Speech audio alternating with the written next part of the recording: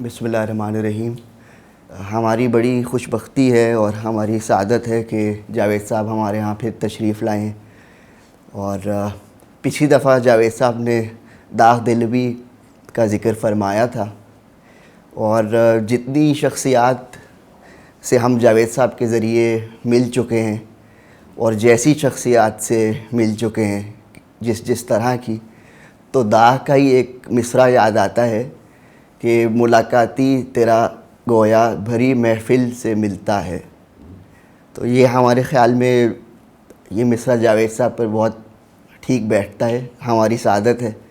اور آج جاوید صاحب کچھ اور شخصیات سے ہمیں متعارف کرائیں گے، تو بہت بہت شکریہ جاوید صاحب آپ کا، بہت شکریہ جناب۔ بہت شکریہ شارق صاحب، اور یہ سب آپ ہی کی برکتیں ہیں کہ بہت سے بھولے ہوئے لوگ بھی یاد آ جاتے ہیں۔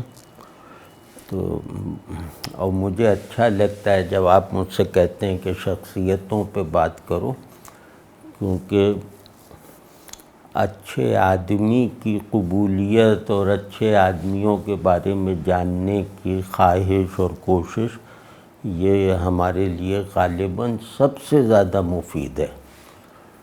تو آج ہم 3 شخصیتوں کا ذکر کریں گے، تو اس میں وہ تینوں الگ الگ شعبوں کی ہیں بالکل، اور 2 تو مشہور ہیں اور ایک غیر معروف ہیں، نہیں بلکہ ایک لحاظ سے تینوں مشہور ہیں۔ تو پہلے ان میں جو ہیں وہ ایک صاحب کا میں ذکر کرنا چاہتا ہوں جن کا مجھ پر بہت اثر ہوا، یعنی جن سے کچھ ملاقاتیں ہوئیں، لیکن ان ملاقاتوں کا بہت اثر اس پہلو سے ہوا کہ اچھائی اور طاقت یہ اکٹھی ہو جائے تو شخصیت کیسی بنتی ہے، اور یہاں طاقت کا مطلب ہے جسمانی طاقت۔ تو ہوا یوں کہ ہمارے استاد سلیم احمد صاحب جو تھے، وہ ریڈیو پاکستان میں اسٹاف آرٹسٹ، ان کی پوسٹ یہ تھی، اور وہ پلیز وغیرہ لکھنا یہ سب ذمہ داری تھی۔ تو انہیں پہلوانوں پہ لکھنا تھا، یا پہلوانوں کی روایت ہمارے یہاں کیا ہے، کوئی پلے یا کوئی ڈاکومنٹری۔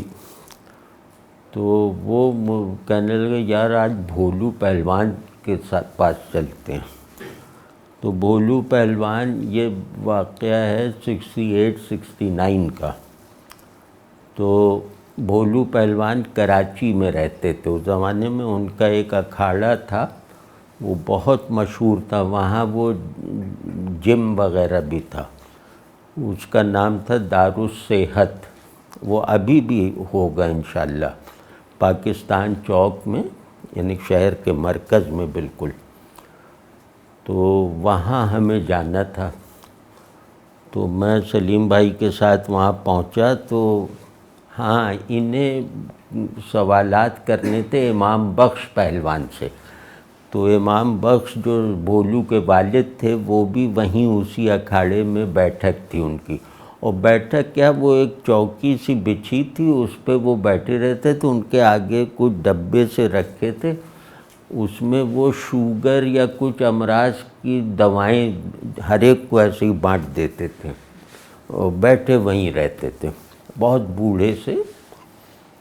تو خیر ہم لوگ جب وہاں داخل ہوئے، اور وہ کیونکہ اس ٹیپ ریکارڈر وغیرہ بھی تھا، تو وہ دیکھ کے جیسے سب لوگ تھوڑا سا وہ ہوئے کہ بڑا یہ کوئی خاص کوئی ٹیم آئی ہے یا کیا، اب اس زمانے کا ماحول ایسا تھا۔ تو پہلے ہم امام بخش صاحب سے ملے، بھولو پہلوان ہی سے وقت لے لیا تھا ہم نے، تو بھولو پہلوان نے آ کے دروازے پہ ریسیو کیا جیسے، اور پھر امام بخش وہیں کھلے میں بیٹھے تھے، تو ان سے ملوایا اور ہمارے لیے جیسے کرسیاں ڈلوا دیں۔ تو امام بخش پہلوان سے جب میں نے اور سلیم بھائی نے ہاتھ ملایا، تو واقعی میرا تو ہاتھ ان کے ہاتھ میں گم ہو گیا، مطلب ایسے لگتا تھا کسی تختی سے ہاتھ ملا رہے ہیں آپ۔ اتنا زیادہ اور وہ تھے بھی بہت لمبے بہت، تو بڑے ہم لوگ متاثر ہو. میں نے تو پہلی مرتبہ کوئی اتنے بڑے پہلوان سے ہاتھ ملایا تھا. سلیم احمد کا ہاتھ تو مجھ سے بھی چھوٹا تھا، ان کا بھی کوئی تاثر بنا ہوگا. تو سلیم بھائی نے بات شروع کرنی چاہیے تو امام بخش پہلوان کہنے لگے کہ تمہیں جو ہے نا اس صفوف کی ضرورت ہے. سلیم احمد کو کوئی ٹانک تھا یا کیا تھا، بہرحال وہ صفوف انہوں نے دے دیا انہیں. پڑیاں سی تھیں، عجیب ان کا شوق تھا، ایسے ہی بانٹتے تھے. تو جب انہوں نے لے لیں اس کے بعد سوال شروع کیا کہ آپ رستم ہند، وہ رستم ہند تھے نا، تو آپ رستم ہند کیسے بنے؟ تو وہ کہنے با ایسے ہی ریاض کر کر کے بن گئے تھے، اللہ کی مہربانی ہے، ہمارے استادوں کا فیض ہے، اور گاما پہلوان کی تربیت ہے. گاما ان کے جیسے رشتے میں بڑے بھائی تھے، ان کی جوڑی تھی. تو اب وہ مطلب ٹھیٹھ پنجابی میں، اردو ان سے نہیں بولی جا رہی تھی. تو پھر انہوں نے پوچھا، کیونکہ جواب مل ہی نہیں پایا، 2 جملوں میں جواب. تو پھر پوچھا کہ آپ کی گونگا پہلوان سے جو کشتی ہوئی تھی، وہ سلیم احمد پوری تیاری کر کے آئے تھے کہ یہ کیسے کا، تو وہ کیسی ہوئی؟ ان کا گونگا بہت بڑا پہلوان تھا، وہ تو اتفاق سے ہم جیت گئے، وہ ایسے ہوئی. اب سلیم احمد بھی اب ہم لوگ سوچ کر آئے تھے کہ کچھ لمبی بات کریں گے، وہ بات ہی نہیں کرے، 2 فقرے پر. وہ کہنے اللہ کا کرم ہے، کوئی کسی سے جیتتا ہارتا نہیں ہے، اللہ کی مرضی ہوتی ہے، عجیب طرح سے. تو بولو پہلوان بھی بیٹھے ہوئے تھے اور ان کے ایک چھوٹے بھائی تھے اسلم پہلوان، یہ دونوں بیٹھے ہوئے تھے. تو جب دیکھا ہم نے کہ تو جواب ہی نہیں مل رہا، تو بھولو پہلوان سمجھ گئے، کیونکہ بھولو پہلوان ذرا انٹرویو وغیرہ دیتے رہتے تھے. تو انہوں نے کہا کہ ایسا کرتے ہیں، آپ میرے ساتھ چلیے، میں اپنے والد صاحب کی طرف سے میں دے دوں گا انٹرویو. تو ہمیں وہ اندر لے گئے. اندر جا کر سلیم احمد نے ان سے کہا کہ آپ کے والد جو ہیں، کیا انہیں بولنے میں کوئی مشکل ہے یا یہ ایسے ہی کم گو ہیں؟ تو انہوں نے کہا کہ نہیں یہ تو بہت بولتے ہیں، اور بولتے بھی ہیں اور ہم لوگوں کو ڈانٹتے بھی بہت تفصیل سے ڈانٹتے ہیں. کہنے بس پنجابی میں بولتے ہیں لیکن بولتے ہیں، اور ہمیں سارے جو پرانے واقعات ہیں وہ ہم لوگوں کو انہی کی زبان سے معلوم ہیں. تو ہم نے کہا کہ پھر وہ جواب کیوں نہیں دے رہے تھے، ہم تو یہ پوچھ رہے تھے کہ رستم کیسے بنے آپ؟ کہنے لگے کہ انہیں اپنے بارے میں بات کرنا پسند نہیں ہے. کہنے ہم اپنے باپ کے بارے میں جو بھی جانتے ہیں، ان کے کارناموں کے بارے میں، وہ گاما اور اس زمانے کے پہلوانوں کی زبان سے سنا ہے. ہم نے اپنے والد سے اپنی کسی بھی کشتی میں کامیابی وغیرہ کا کوئی بھی ماجرا نہیں سن رکھا. کہنے یہ ان کی مجبوری ہے. تو اب سلیم احمد کیونکہ وہ بہت میچور آدمی تھے اور بہت زیادہ ذہین، تو ان پہ جیسے رقت سی طاری ہو گئی، اور وہ کہنے لگے کہ دیکھو ہم لوگوں کو کراچی میں کوئی نہیں جانتا، ان کو تو دنیا جانتی ہے.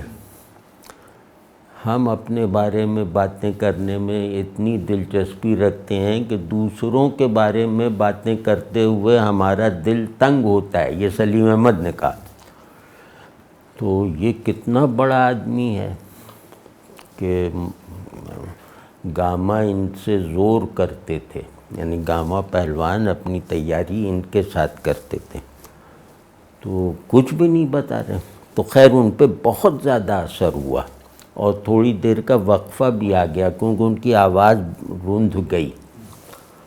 تو بھولو پہ اس کا بہت اثر ہوا. بھولو جو تھے وہ بھولو بہت خوبصورت چہرہ تھا ان کا، جسم بہت زیادہ تھا لیکن چہرہ اور اوپر سے بڑی بڑی مونچھیں، اور بہت جیسے ایک مردانہ چہرے جو آئیڈیل ہوتا ہے اس طرح کا ان کا چہرہ تھا، اور ہاتھ وغیرہ ایسے تھے کہ ہم 4 ہاتھ جوڑیں تو ان کا ایک ہاتھ کی موٹائی بنے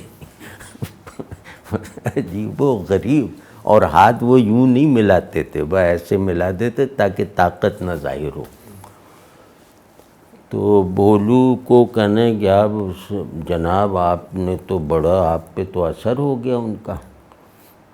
تو انہوں نے کہا بھئی ہم بڑے بڑے بزرگوں کے ساتھ بیٹھے ہیں تو مجھے تو کئی اولیاء اللہ یاد آ گئے آپ کے والد کو دیکھ کے۔ تو بھولو، اب آپ دیکھیں سادگی دیکھیے کہ بھولو کی کرسی ذرا مختلف تھی، بڑی سی تھی بھولو پہلوان کی، تو وہ کرسی سے یوں آگے ہو گئے اور بالکل یوں کر کے، وہ کہنے لگے کہ آپ اگر برا نہ مانیں تو میں بتاؤں کہ میرے باپ بھی ولی اللہ ہیں،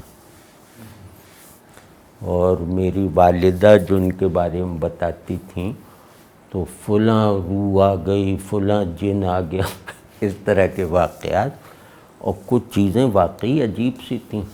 اور کہنے انہوں نے کبھی جو ہے وہ رات کی عبادت کبھی نہیں، نوافل نہیں چھوڑے۔ تو خیر اس کے بعد جو ہے وہ بھولوز نے ان کے بارے میں بتایا کہ یہ ایسے ایسے ایسے جیتے، اس دنگل میں یہ ہوا، مطلب ایک پوری ان کی کامیابیوں کی روداد ترتیب سے بتائی۔ اور پھر کہنے میرے ماموں تھے، وہ کیا نام ہے، حمیدہ پہلوان، وہ بھی رستم ہند تھے، وہ واقعی رستم ہند تھے۔ تو کہنے کہ ان کو انہوں نے بنایا ہے، اور ایک مرتبہ ایسا ہوا کہ مہاراجہ پٹیالہ نے ان دونوں کی کشتی اناؤنس کر دی، حمیدہ پہلوان اور ان کی۔ تو امام بخش صاحب نے وہ کوئی گولی کھا لی جس سے ان کا پیٹ خراب ہو گیا، اور انہوں نے عذر کر دیا کہ نہیں میں نہیں۔ تو اس کے نتیجے میں حمیدہ پہلوان رستم ہند ہوئے تھے، یعنی امام بخش صاحب ان سے نہیں لڑے، اور اگر ہوتا دنگل تو یقیناً یہ جیتتے بقول بھولو پہلوان کے۔ تو کہنے یہ تو اس ٹائپ کے آدمی ہیں، اور اس میں انعام بھی بہت بڑا تھا، مطلب اس زمانے کے حساب سے بہت بڑی رقم ملنی تھی۔ کہنے انہوں نے نہیں، اور لطف یہ کہ انہوں نے اپنے سالے پر بھی یہ ظاہر نہیں ہونے دیا کہ میں نے تم سے نہ لڑنے کے لیے یہ ترکیب استعمال کی ہے۔ کہنے ہمارے ماموں کو نہیں معلوم تھا، بہت بعد میں معلوم ہوا ہماری والدہ کی زبان سے۔ تو اب ہم لوگ ابھی امام بخشی کی شخصیت میں جیسے حیرت کے ساتھ غوطے لگا رہے تھے، اور مجھے اگر میں سچ کہوں تو میرا احساس یہ تھا کہ ہم جس طرح ان کا جسم ہے کہ ہمارا جسم ان میں کھپ جائے تو ان کا ایک ہی حصہ بھرے، تو اس سے بڑی ان کی روح ہے، ہاں میرا یہ احساس ہو رہا تھا۔ تو پھر بھولو پہلوان سے خیر وہاں امام بخش کے بارے میں سب پوچھنا تھا، تو وہ پوچھ چکے۔ تو بھولو پہلوان نے وہ منگائی سردائی، وہ بالٹی میں، اور اتنے بڑے بڑے گلاس وہ پیتل کے، اس میں وہ سردائی بھر کے ہمیں بھی دی۔ تو میں تو خیر نوجوان تو میں پی گیا ساری، وہ بڑی اچھی تھی وہ۔ اب سلیم احمد کو مشکل ہو گئی کہ یہ کیسے ختم کریں، یعنی بہت بڑا گلاس تھا، ان کے لیے اسے اٹھائے رکھنا مشکل تھا۔ تو بھولو کو نے جب یہ دیکھا کہا کہ نہیں آپ اس کو پئیں، کچھ نہیں ہوتا، بلکہ میں آپ کو کچھ ایسے داؤ پیچ بھی سکھا دوں گا کہ چھوٹی موٹی کشتی آپ بھی لڑ سکتے ہیں۔ اب سلیم ایک دم وہ کہنا اچھا کہنے نہیں اب وعدہ کرو کہ آؤ گے دوبارہ۔ تو وعدہ ہو گیا، وہ سب ہو گیا۔ پھر بھولو نے ہم لوگوں کو گھی کا کنستر دیا، سلیم بھائی کو، ہم لوگ مجھے کیا، گھی کا باقاعدہ ایک کنستر سا تھا، کہا کہ یہ میری نگرانی میں بنایا ہوا ہے، اور بڑی تعریف وغیرہ کی اور لدوایا ہمارے اس میں۔ تو اب یہ ہو چکا تھا، اور ہم لوگ واپسی میں امام بخش صاحب کے میں نے تو ہاتھ چومے باقاعدہ، اور سلیم بھائی نے بھی غالباً آنکھوں سے ان کا ہاتھ لگایا، اور وہ بالکل ایسے، اور اس وقت ان کی عمر میرا نہیں خیال کہ 70 سے اوپر ہوگی، میرا خیال ہے، مطلب لیکن ہاتھ پاؤں ایسے تھے کہ مطلب ان کے آگے جیسے جوان آدمی بہت صحت مند بھی ہو نا تو وہ شرما جائے ہاتھ ملا کر۔ تو پھر خیر ان کے وہ سب کیا، دست بوسی کی اور چلے آئے ہم۔ تو اس کے بعد بھولو سے ان کا رابطہ رہا۔ تو ایک مرتبہ سلیم احمد نے کہا کہ بھئی یہ بھولو پہلوان کو فلاں چیز دے آؤ، کوئی وہ تھا، اسپول تھا۔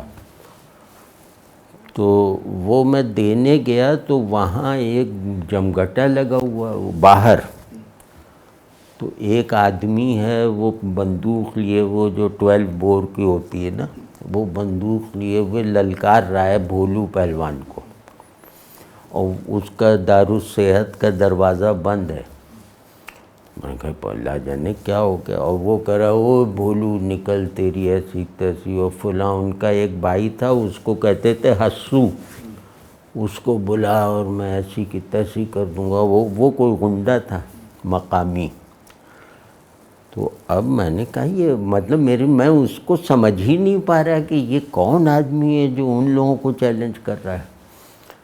تو تھوڑی دیر بعد بھولو دروازے سے، وہ گیٹ تھا ان کا بڑا سا، اس میں سے بھولو نکلے، اور نکل کے اس کو جیسے ٹھوڑی پہ ہاتھ لگا کے کہنے جانے دو، غلطی ہو گئی، چلو کوئی نہیں، وہ میں اس کو ڈانٹ دوں گا لڑکے کو۔ وہ پتہ چلا کہ اس کا چھوٹا بھائی وہاں ورزش کرنے آتا تھا، تو اس کو کسی لڑکے نے جیسے مار وار دیا یا کچھ کر دیا، تو اس کا بدلہ لینے وہ آیا تھا، اس کو یوں کر کے۔ اور اب میں حیران کہ وہ ایسا تھا کہ بھولو اس کو ایک ہاتھ سے دبا دیتا تو اس کا خون نچڑ جاتا۔ اب بھولو اس کی خوشامد کر رہے ہیں کہ ارے جانے دو، اور وہ تھوڑا سا جیسے اور اکڑ رہا ہے، اکڑتے پھر ایک دم وہ میں نے اپنی آنکھوں سے دیکھا کہ 2-4-5 منٹ میں وہ اکڑ رہا ہے، بھولو اس کے یہ تھوڑی پہ ہاتھ نیچے رکھ کے اس کو کہہ رہے ہیں جانے دو، اور اس کے تو 3-4 منٹ بعد وہ ایک دم بھولو پہلوان کے پاؤں میں گر گیا، اور زور سے رونے لگا، کہنے معاف کر دو، مجھے معاف کر دو۔ اب بھولو کا چہرہ دیکھیں تو وہ خود حیران، مطلب یہی میں کہہ رہا تھا کہ طاقت اور اچھائی یہ جمع جب ہو جاتی ہے تو کیسی ہوتی ہے۔ بھولو خود گھبرا گئے کہ یہ اب کیا قصہ شروع ہو گیا، یہ پاؤں میں گر کے رو رہا ہے اور زور سے۔ پھر بھولو نے اس کو، وہ میں نے ان کی طاقت دیکھی کہ وہ ایسے گرا ہوا اکڑو بیٹھا ہوا تھا، تو بھولو نے یوں کر کے ایسے اٹھایا تو پورا اٹھا لیا یوں کر کے، اور کہا ارے یار اب کیا کر رہے ہو، اب کیا ہو گیا۔ بھولو سمجھے کچھ اور مسئلہ بھی ہو گیا، کہنے اب کیا ہو گیا۔ خیر اس کو کرا کے وہ بہرحال بہت معافیاں مانگ کے باہر گیا، مطلب واپس چلا گیا۔ تو پھر بھولو نے مجھے پہچان لیا، مجھ سے کہا ہاں وہ پتہ چلا کچھ لائے ہو، آؤ اندر آؤ۔ تو اندر گئے تو وہاں وہی امام بخش اسی طرح بیٹھے ہوئے تھے۔ تو پھر امام بخش صاحب سے میں نے یہ کہا کہ میرے ذرا سر پہ ہاتھ پھیر دیجیے۔ تو وہ سادے آدمی وہ سمجھے کہ کیا کہیں کوئی دنگل وغیرہ ایسے ہی ہاتھ پھیر دیے تاکہ میں بھی اچھا بن جاؤں۔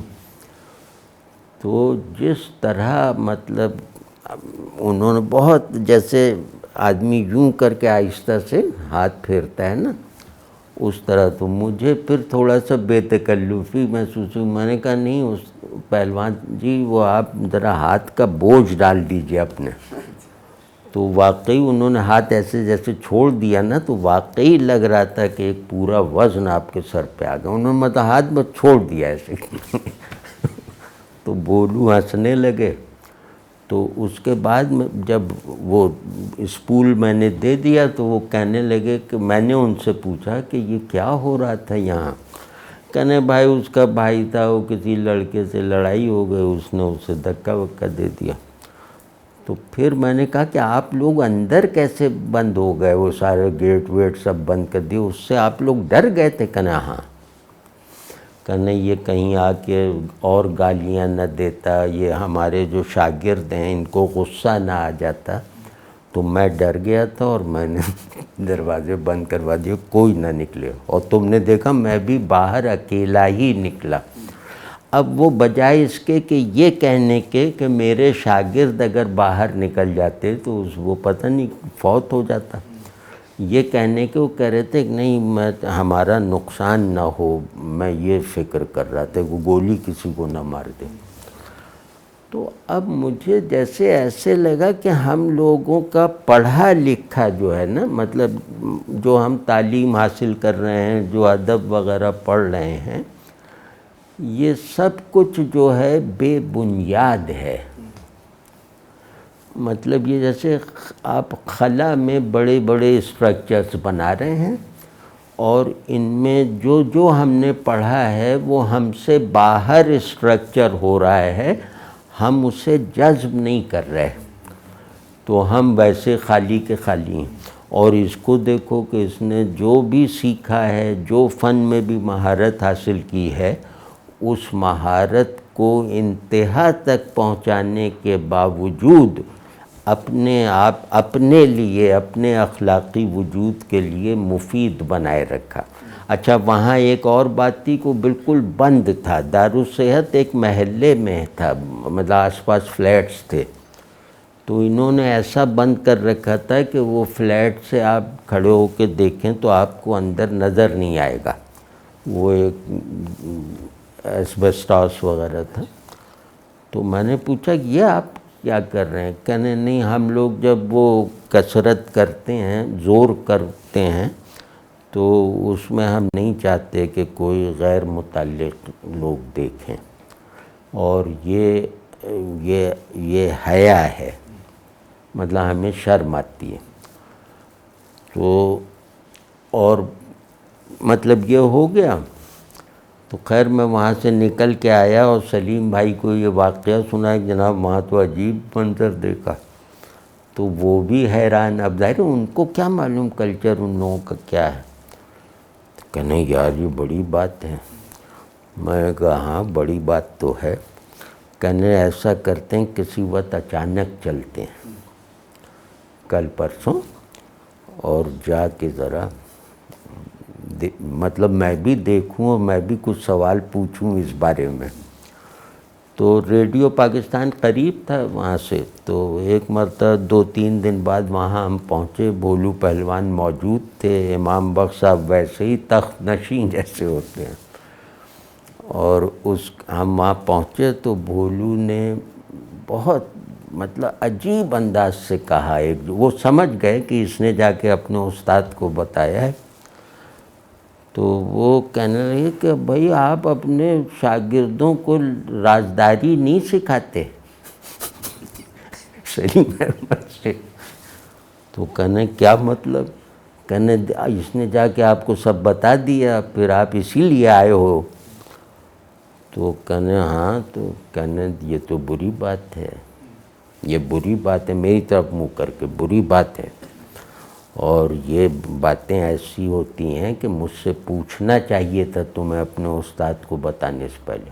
اب یہ ایک عجیب منظر تھا, مطلب ہماری زندگی میں اس طرح کا واقعہ نہیں پیش آیا کہ کوئی شخص یہ کہے کہ میرا یہ اچھائی والا میرا واقعہ تم نے دوسری جگہ رپورٹ کیوں کیا, اور تمہیں ایسا نہیں کرنا چاہیے. اور اللہ جانتا ہے کہ وہ جتنی سادگی سے کہہ رہے تھے نا, تو اس میں نہ کوئی تصنع تھا, نہ کوئی تکلف تھا, نہ کوئی انکسار ظاہر کرنے والا رویہ تھا, وہ باقاعدہ ایک شکایت تھی.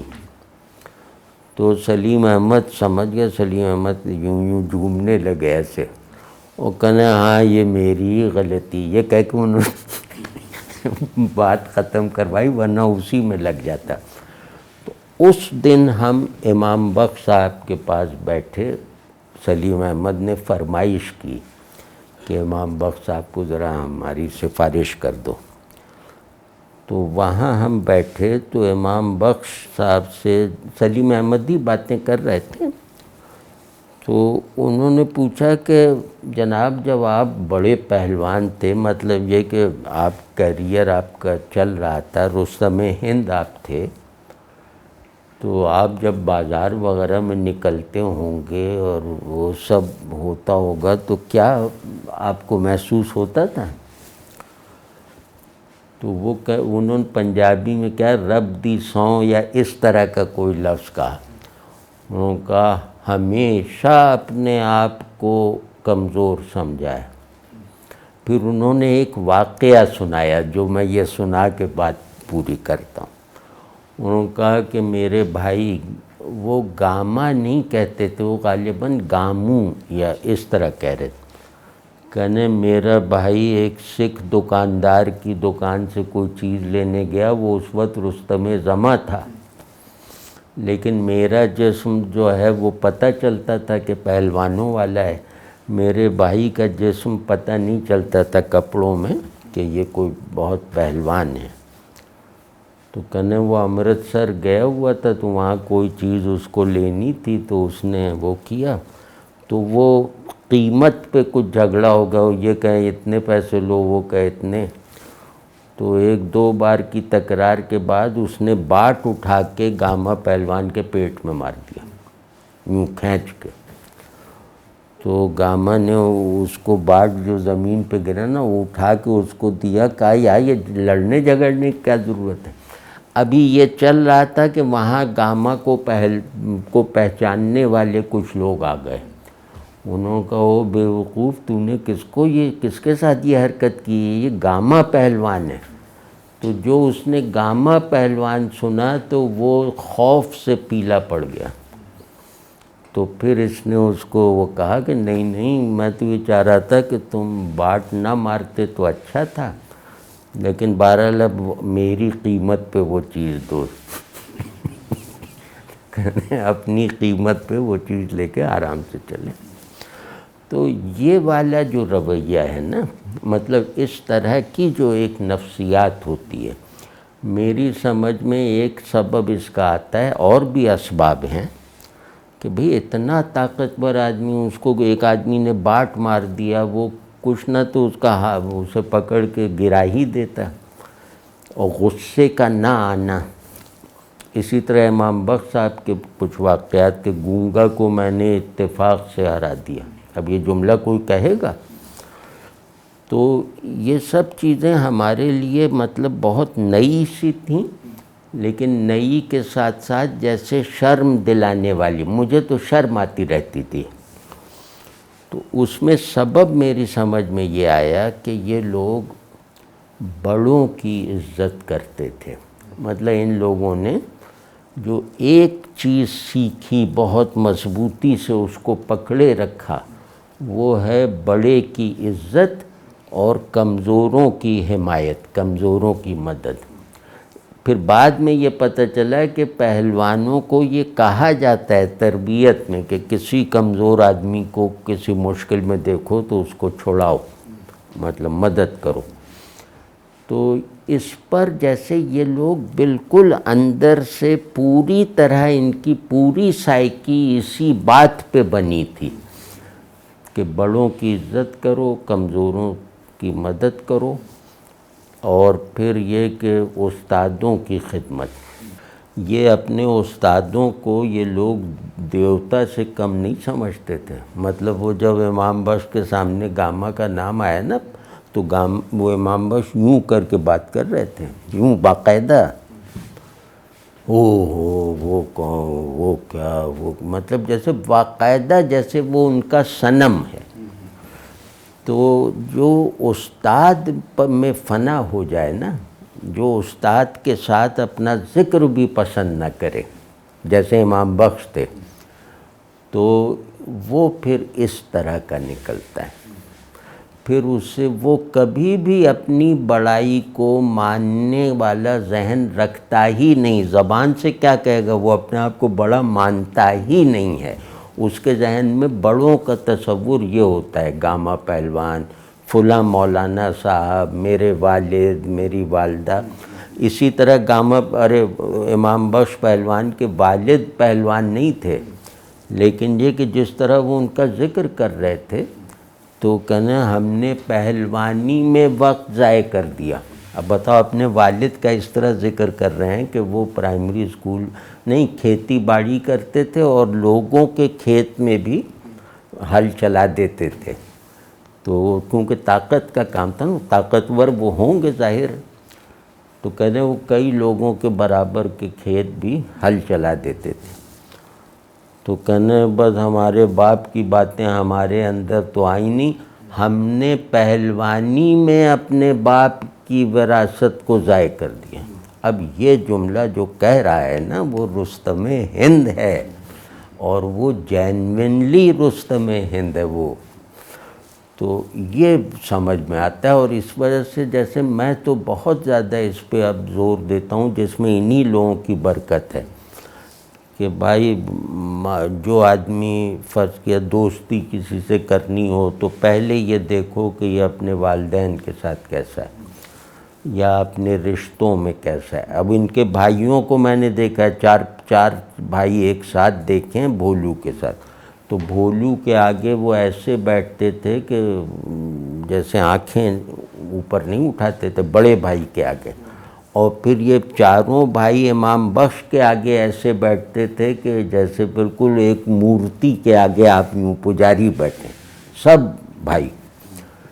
تو پھر یہ کہ رشتے کے حقوق ادا کرنا، پتہ نہیں کہاں کہاں کی ان کی لوگ تھے جو آتے تھے اور بھولو پہلوان کے مہمان ہو کر وہاں پہلوانی سیکھ کے گجرانوالے اور لاہور واپس آتے تھے، اور بھولو ان کا میزبان تھے مطلب.